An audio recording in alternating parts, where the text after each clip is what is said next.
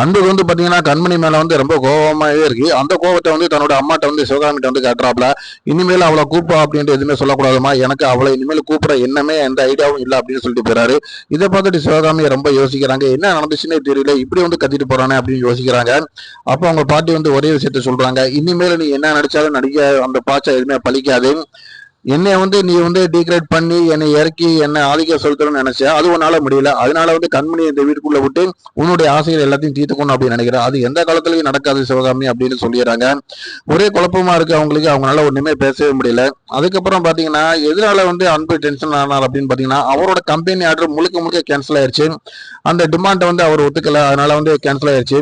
So அந்த order வந்து அவங்க கேன்சல் பண்ணிட்டு இந்த இடியாப்பத்தை வந்து அவங்க என்ன பண்றாங்க அப்படின்னா முழுக்க முழுக்க ஆர்டரா கொடுக்குறாங்க. அதுவும் வந்து அவங்களுக்கு விருப்பப்பட்டவங்களுக்கு கொடுக்கணும் அப்படின்னு ஐடியா பண்ணிட்டு நேரடியாக ஐடியோட ஓனரே வந்து வீட்டில் வந்து கண்மணிட்டு பேச ஆரம்பிச்சாங்க. அவங்க வந்து ஒரே வார்த்தை சொல்றாரு, கண்மணி இனிமேல் ரெகுலரா நீங்க வந்து கிட்டத்தட்ட ஒரு 150 பேருக்கு நீங்க தான் இடியாப்பமும் வடக்கரையும் கொடுக்கணும். அதை வந்து எனக்கு இந்தாங்க முன்பணமான்னு சொல்லி 1,00,000 ரூபாய் அட்வான்ஸ் கொடுக்குறாங்க. இதை பார்த்துட்டு வந்து கண்மணிக்கு ரொம்ப ஷாக்காகி போகுது. அதே நேரத்தில் வந்து அவங்க சொல்றாங்க, ஏற்கனவே வந்து நாங்க வந்து வேற ஒரு கம்பெனில ஆர்டர் வாங்கியிருந்தோம். அந்த கம்பெனி வந்து ராஜேஸ்வரி ஃபுட்டு. ஸோ அவங்க வந்து உன்னுடைய இடியாப்பத்தை வந்து அவங்க சேர்த்துக்கிறதுக்கு ரொம்ப தேங்கினாங்க. ஸோ அதனால வந்து நான் அதை கேன்சல் பண்ணிட்டேன் அப்படின்றாங்க. கண்மணினால ஒண்ணுமே பேசவே முடியல, ரொம்ப ஷாக்காகி போய் கிடக்குறாங்க. இதனால எதுவும் பிரச்சனை வந்துருமா அப்படின்றதுக்கு பயமும் அவங்களுக்கு இருக்கு.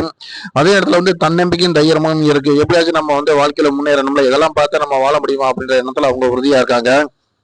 ஸோ அதுக்கப்புறம் அன்னைக்கு என்ன பண்றாங்க பார்த்தீங்கன்னா, இடியாப்பத்தை எல்லாத்தையுமே செஞ்சுட்டு அதை கொண்டு போய் நம்ம சேல்ஸ் பண்ணலாம் அப்படின்னு போகும்போது அந்த ஊர்ல வந்து கும்பாபிஷேகம் நடக்கிறனால ஸோ அங்க வந்து சேல்ஸ் எல்லாமே கம்மியா இருக்கு. எல்லாருமே வந்து கோயில்ல இருக்கனால வீடுகளை யாருமே இல்லை.